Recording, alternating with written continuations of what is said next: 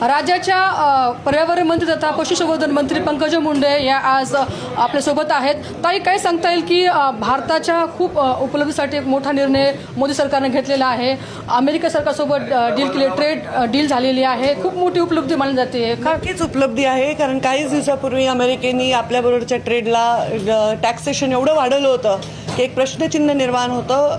पण मला अभिमान आहे की मोदीजींनी हा निर्णय म्हणजे अमेरिकेला सुद्धा रिव्हर्स करावा लागला. ही खूप मोठी भारताची प्रतिष्ठा आहे आणि एक नवीन नातं अमेरिकेवर ठेवणं हे एक चांगलं शक्तिशाली नातं तयार झालेलं आहे.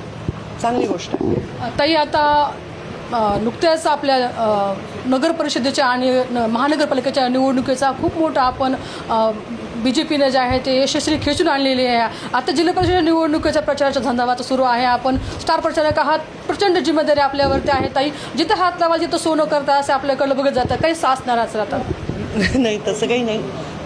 मी माझ्या पक्षाचा प्रचार करते, माझ्या कार्यकर्त्यांचा प्रचार करते. आता मी राजकारणात 22 वर्ष झाले आहे, तर प्रत्येक कार्यकर्ता, असे अनेक कार्यकर्ते माझ्यापुढे मोठे झालेत. 14-15 वर्षाचे होते, आज ते निवडणुका लढवत आहेत. त्यांच्यासाठी उभं राहणं माझं काम आहे आणि पक्षाच्या निवडणुकांमध्ये भाग घेऊन पक्षाचे जास्त लोक निवडून आणणं हे माझं कर्तव्य आहे. ते मी करते. आता यंदाचं मग कसं असणार आहे, म्हणजे प्रतिसाद कसा आहे लोकांचा? प्रतिसाद पहा तुम्ही. आता यूट्यूबवर पहा, व्हिडिओजवर पहा, रील्सवर पहा, प्रचंड मोठ्या सभा आहेत. लोक खूपच तुटून पडत आहेत, खूप प्रेम करत आहेत. त्यांनी ही फार मोठी आशीर्वादाची शिदोरी आहे.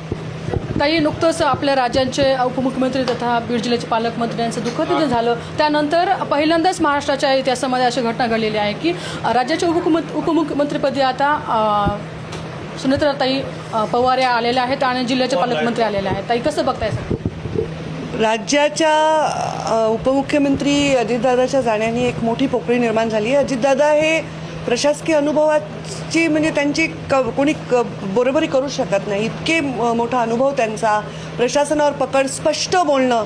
म्हणजे मला राजकारणात आल्यावर सगळे सांगायचे तुम्ही खरं बोलता, स्पष्ट बोलता, हे वीक पॉईंट आहे. पण दादांना भेटल्यावर मला वाटायचं, बऱ्याच वेळा आम्ही दोघं म्हणायचं मला हे जमत नाही. मी म्हणायचे दादा मला पण हे पटत नाही.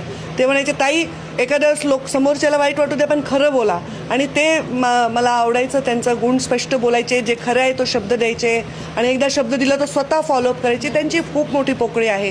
सुनेत्रा वहिनींना शुभेच्छा देते. तेवढी मोठी पोकळी भरण्यासाठी खूप कष्ट करावे लागतील. मी याच्यातून गेलेली आहे. माझ्या वडिलांच्या जाण्यानंतर मी हे सगळं पाहिलेलं आहे. मला पूर्ण विश्वास आहे महिलेला जर एखादा जबाबदारी दिली तर ती खूपच म्हणजे कुठेही डळमळत नाही, कुठेही तिचं लक्ष विचलित नाही होत आणि ती व्यवस्थित काम करते. मला पूर्ण सुनेत्राताईंवर विश्वास आहे.